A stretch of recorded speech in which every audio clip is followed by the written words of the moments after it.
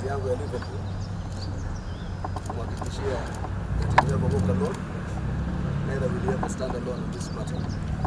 You will realize a few days ago when Mohamed presented his motion of impeachment, shameless leaders from the Pwani region castigated Mohamed for that motion. But I want to reassure him as a brother, as a representative, with even the presence of Aisha Juma here, that the majority, the overwhelming majority of the people of Mombasa and the coast region, and indeed the Kenyan Republic, stand with him. In fact, today I also want to appeal to some of our brothers, Dindi Nyoro, Gachagua, Rigathi, and the rest of them. This is not an affront to CS Macharia. It is a call for the constitutional principles that all regions must be party to that benefit that the nation guarantees to everyone. It is not about regional politics. We have nothing personal against CS Macharia, but we have everything personal about the economic sabotage of the coast region and Mombasa in particular.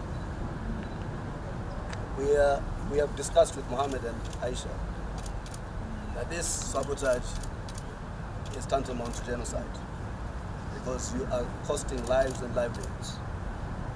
And therefore, we are considering a class action suit with advocates bodies and other civil society organizations that endeavor themselves in public interest litigation.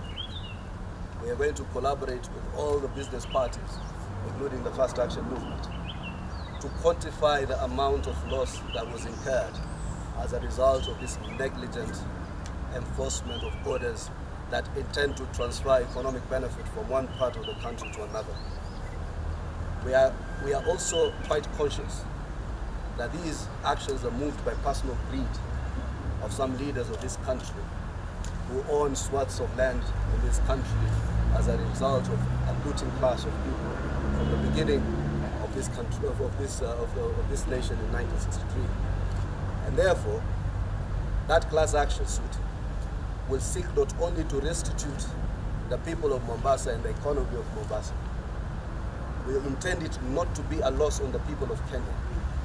People must learn to bear personal responsibility for actions and omissions that they undertake when they are sitting in positions of responsibility. Therefore, we will also seek to enjoin the estate of the Kenyatta family, because the president must bear direct responsibility for the sabotage of Mombasa's economy and transfer the same benefit, so supposedly to his farm in Naivasha.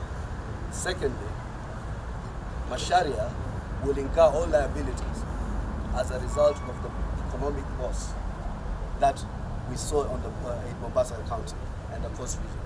Hii mambo ya kushtaki serikali alafu serikali ndio inachukua kupitiana kodi za Wakenya is the one that suffers loss.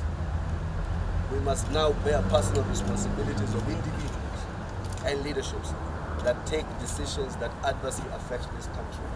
And therefore, this is not about personalization of these issues. It's about future leaderships realizing that their impunity will be punished and they will pay heavily for acts of commission and omission when they sit in positions of power and responsibility. Thirdly, is a call on Speaker Muturi.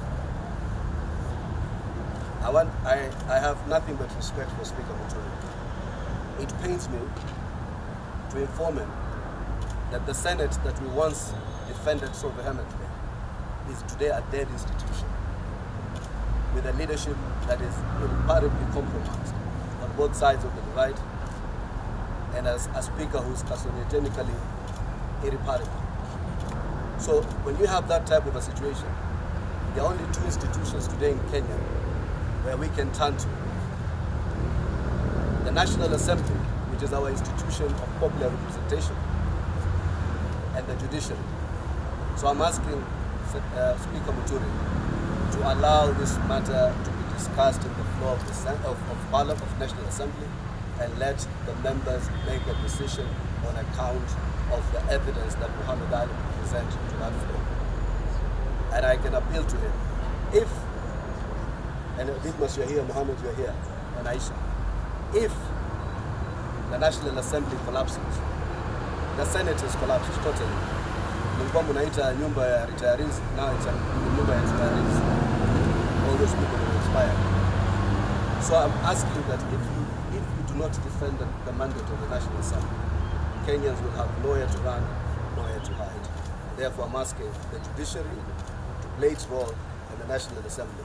And Speaker Muturi, what evidence do you need? You're a lawyer of good standing. Take judicial notice. The lives of Mombasa, the residents of Mombasa have been shattered. The same Macharia has come and purged the National Assembly and proceedings of Parliament. He has made enormous commitments that he has not lived up to. And you live in this country, you know the corruption that has taken place in this country, including a court decision where you have to owe your fidelity to as an